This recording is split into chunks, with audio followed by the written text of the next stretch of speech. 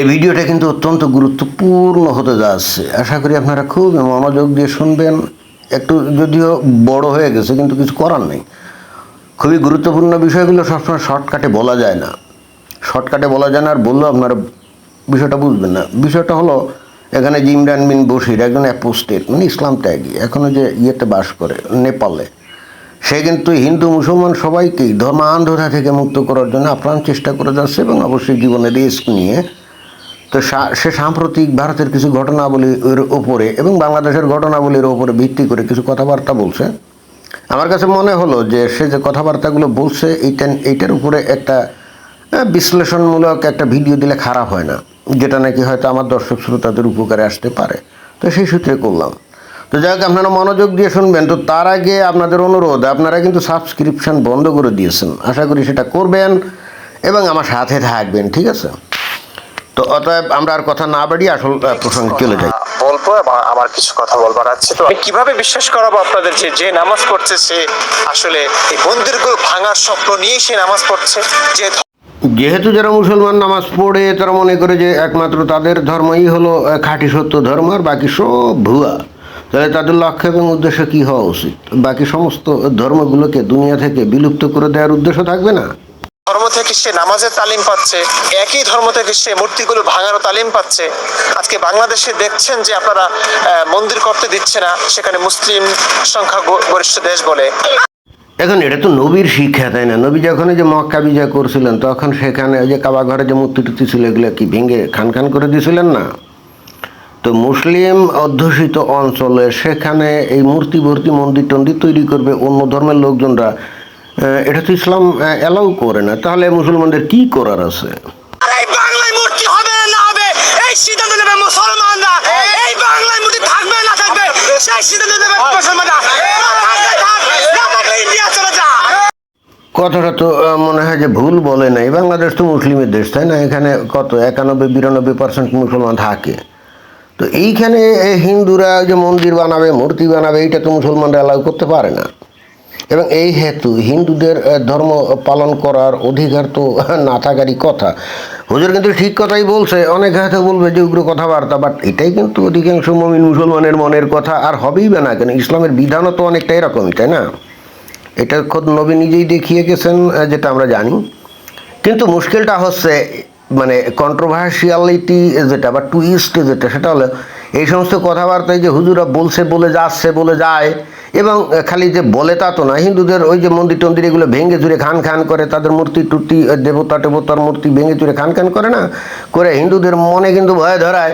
ধরানোর পরেও দেখবেন যে এরাই এবার গাল ভরা বুলি দিয়ে বলে বাংলাদেশে হিন্দুরা আছে মহাশান্তিতে, পৃথিবীর অন্য কোনো দেশে নাকি সংখ্যালঘুরা এত শান্তিতে থাকে না, বুঝছেন?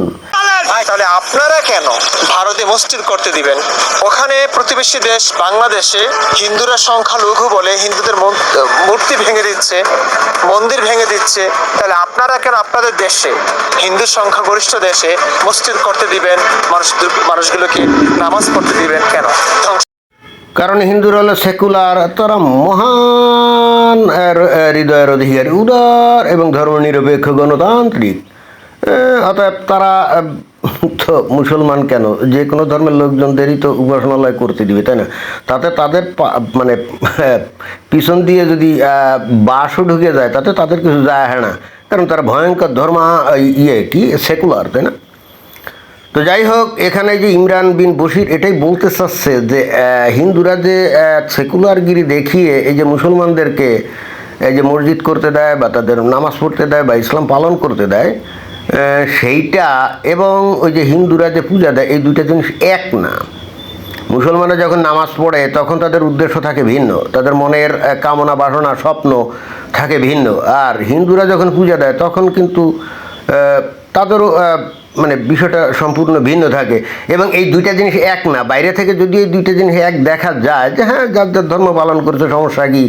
কিন্তু যেখানে মুসলমানদের লক্ষ্য উদ্দেশ্য থাকে বৃহৎ পরিসরে একটা মানে গোটা পৃথিবীতে ইসলামী সাম্রাজ্য কায়েম করা, হিন্দুদের বিষয়টা হলো ওরকম থাকে না।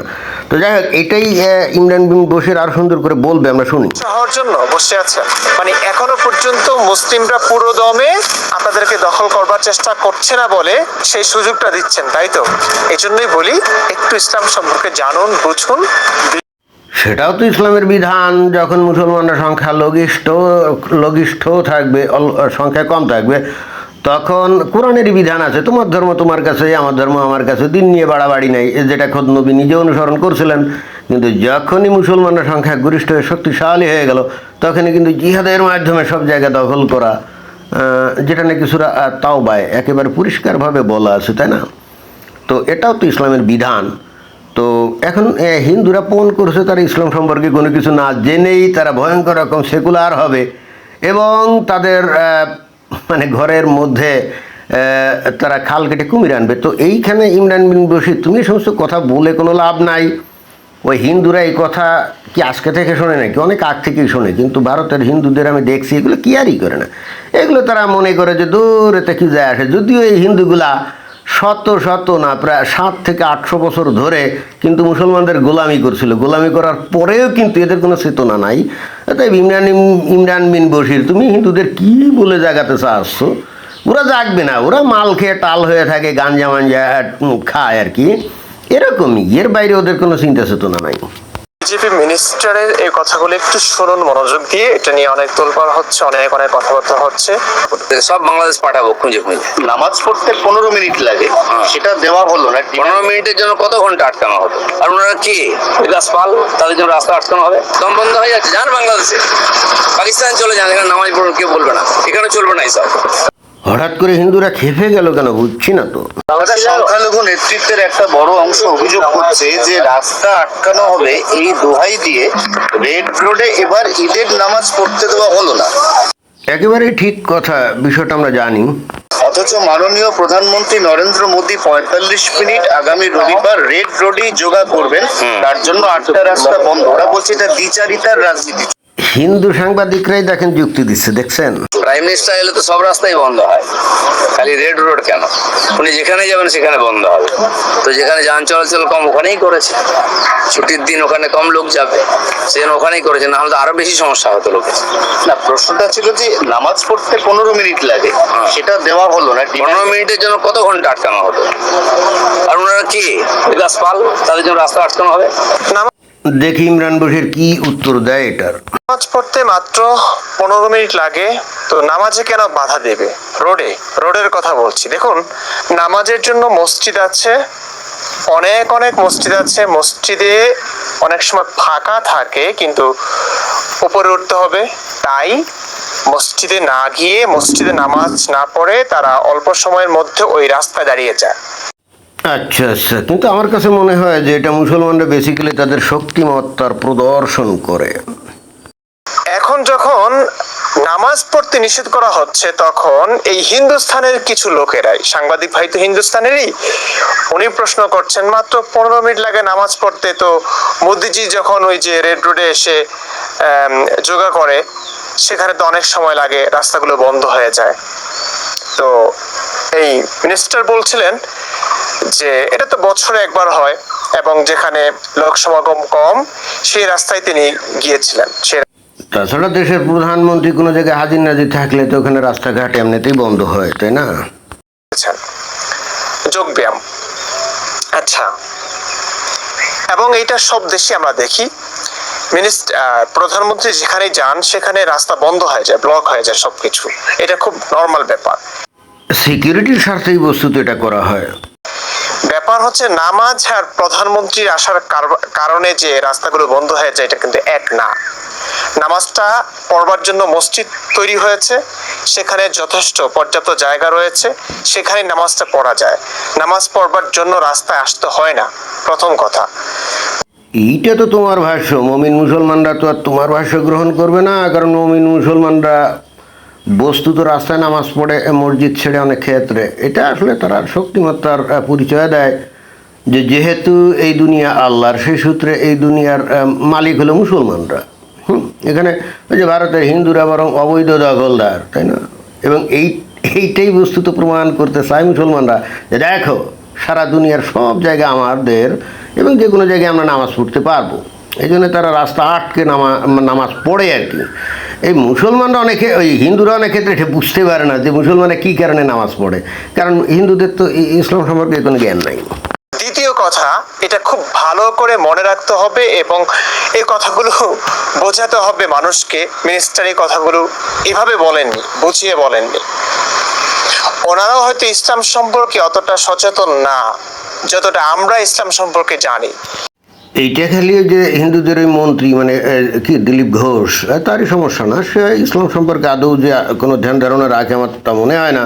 বাট এইটা তার ব্যক্তিগত একজনের সমস্যা না, এটা গোটা হিন্দু সমাজেরই সমস্যা। এরা নিজেদের ধর্মও জানে না, আর ইসলাম ধর্ম জানার তো প্রশ্নই ওঠে না, এবং এই হেতু তারা কিন্তু প্রতারিত হয়, কিন্তু সেটা তারা বুঝতেও পারে না।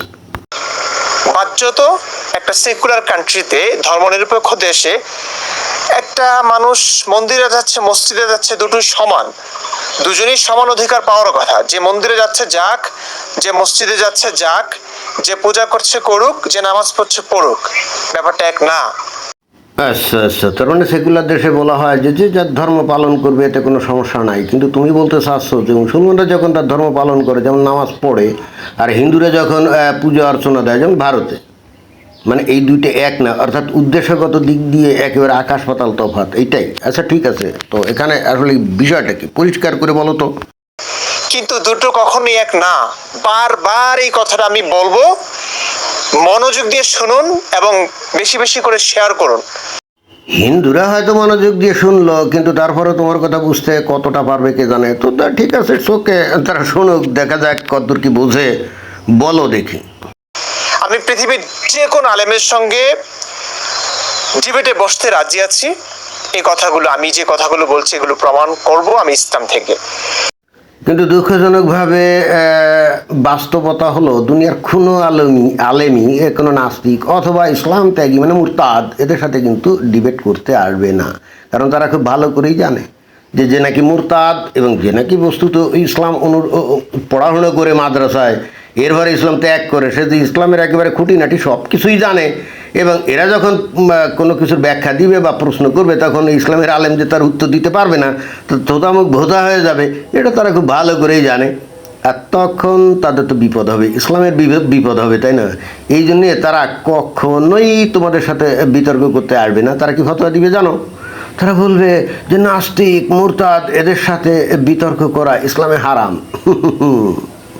কি অদ্ভুত ব্যাপার, তাই না?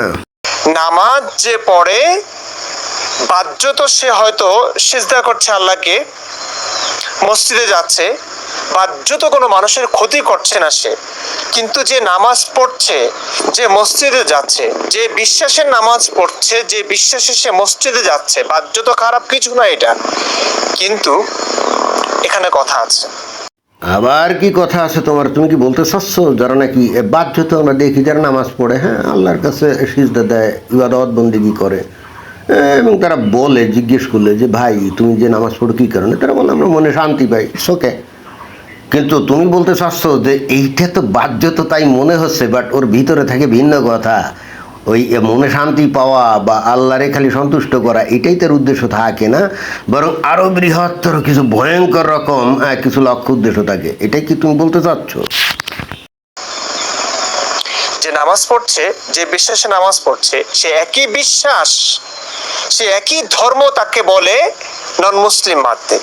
এই পুরো পৃথিবী আল্লাহ এবং রসুলের, এবং এই পুরো পৃথিবীতে ইসলামী হুকুমত কায়েম করতে হবে, এটা ফরজ বিধান। তার মানে তুমি বলতে চাচ্ছ যে মুসলমানরা প্রয়োজনে জিহাদ করে অমুসলিমদেরকে হত্যা করে হলো সারা পৃথিবীতে ইসলামী খিলাফত প্রতিষ্ঠা করবে, এটাই তাদের লক্ষ্য উদ্দেশ্য।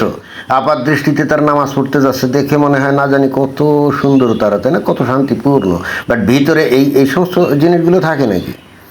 আচ্ছা ধরো যদি থেকেও থাকে, তো তাতেও বা সমস্যা কি তোমার? আমি তো এটাই বললাম না, কারণ ওরা তো বিশ্বাস করে ইসলাম একমাত্র দুনিয়াতে সত্য ধর্ম, খাঁটি ধর্ম, বাকিগুলো সব ভুয়া। তাহলে ইসলামের লক্ষ্য উদ্দেশ্য এই ভুয়া ধর্ম পৃথিবীতে থাকার তো কথা না।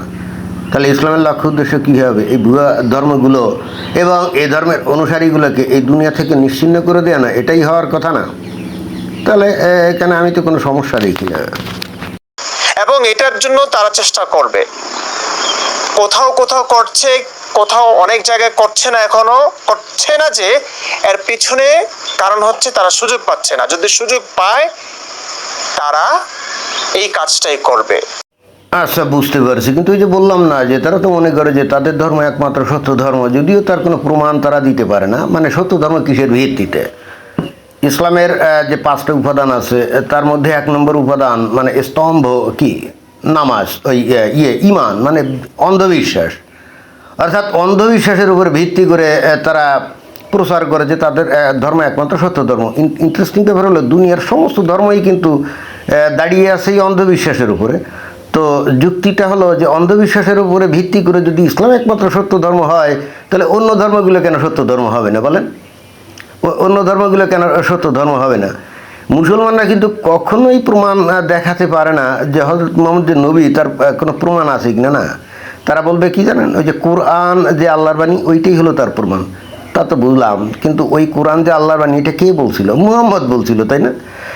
তাহলে কি হইলো? জেলাও সেই কদি হলো না? এটা তো সাইক্লিক অর্ডারে ঘোরে কিন্তু। অর্থাৎ এটা অনেকটা ওই যে চোরের সাক্ষী গাট কাটা অথবা সুরির সাক্ষী মাতাল, বিষয়টা অনেকটা এরকম।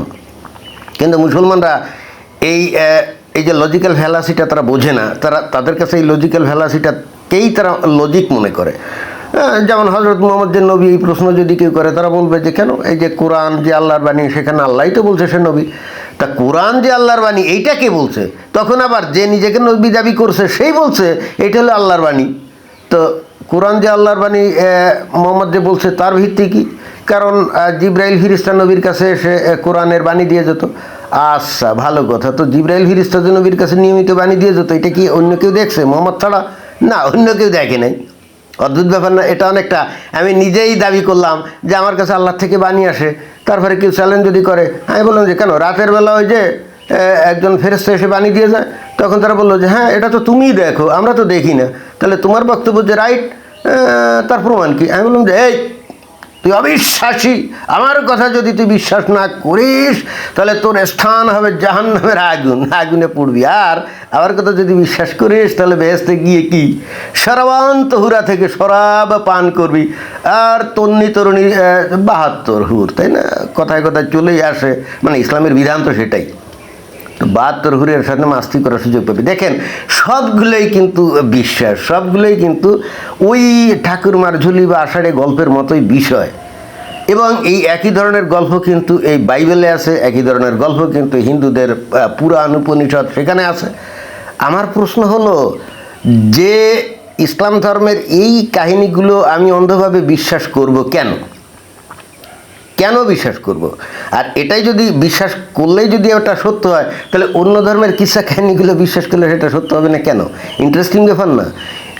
এবং এই যে প্রশ্নগুলো করা হচ্ছে না, মুসলমানদের মনের মধ্যে কিন্তু প্রশ্নগুলো জাগ্রত হয় না, অমুসলিমদের মনের মধ্যে প্রশ্নগুলো জাগ্রত হয়। কারণ মুসলমানদের ক্ষেত্রে হয় কি, একেবারে শৈশবে ওই 5-6 বছর বয়স যখন হয় তখন এদেরকে মাদ্রাসা বা মসজিদে পাঠানো হয় আরবি শেখানোর জন্য, এবং সেখানেই তাদের এই জিজ্ঞাসু মনটাকে ধ্বংস করে দেওয়া হয়, সেখানেই তার চিন্তা শক্তিকে ধ্বংস করে দেওয়া হয়। সেখানেই তাদের বলা হয় এই কোরআন যদি বিশ্বাস না করো, হযরত মুহাম্মদকে যদি বিশ্বাস না করো, তাহলে তুমি সারা জীবন আগুনে জ্বলে পুড়ে মরবা। ছোট বয়সে সবচেয়ে বেশি ভয় পায় কি? সে আগুনে না? ওই যে ছোটোবেলায় 5-6 বছর বয়সে আগুনের ভয় দিয়ে দেখানো হলো না, এই ভয় সারাটা জীবন সে বয়ে চলে, এবং পরবর্তীতে আর কোনোদিন স্বাধীনভাবে সে চিন্তা তো করেই না। উল্টে যখন বিশ্ববিদ্যালয়ে বিজ্ঞান পড়তে যায় না, তখন বিজ্ঞানের মধ্যে কোরআনের বাণী খুঁজে পায়, অথবা কোরআনের মধ্যে বিজ্ঞানের বাণী খুঁজে পায়, বুঝছেন? তো যাই হোক, ইমরান বশির, তুমি যত কথাই বলো না কেন, মনে হয় না মুমিন মুসলমানরা তোমার কথা শুনে তারা চিন্তাশীল হবে অথবা সত্য জানে আগ্রহী হবে। এবং একই সাথে হিন্দুরাও যে তোমার কথা শুনে ইসলাম ভালো করে জানার চেষ্টা করবে এবং তারপর তাদের সম্প্রদায়ের লোকজনদেরকে রক্ষা করার জন্য উদ্যোগী হবে।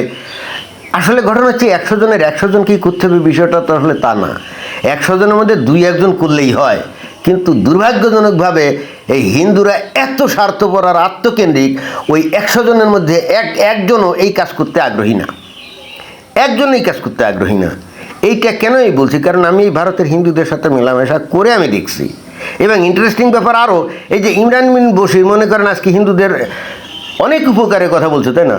আমি যতদূর জানি নেপালে থাকে। ও যদি ভারতে যায় এবং আশ্রয় চায়, ভারত তাকে আশ্রয়ও দিবে না, জানেন? এত বড় মানে কি বলা যায়, মানে কি নিমক হারাম একটা এই দেশ, এই ভারত এবং তার জনগণ।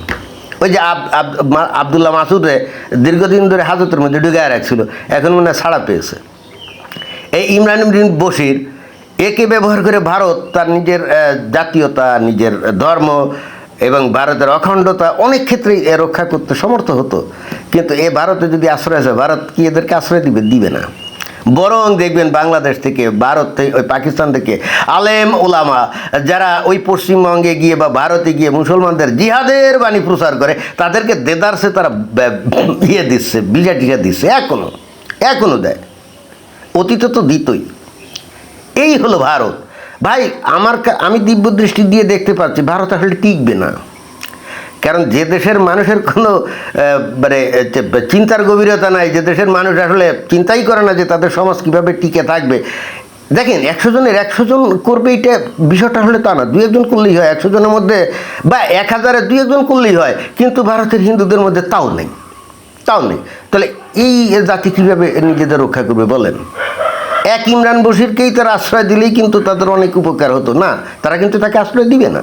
ইন্টারেস্টিং ব্যাপার কি জানেন, ও প্রকাশ্যে বলছে এই সমস্ত কথা, এরপরও ভারতের হিন্দুগুলো কি করবে জানেন, এরে মুসলমান হিসেবে ট্রিট করবে। কারণ এই যে নামটা তো ইসলামিক, তাই না? এখন নামটা তো চেঞ্জ করতে পারে না। যাক, কি আর বলি, এটাই ছিল বক্তব্য। ধন্যবাদ।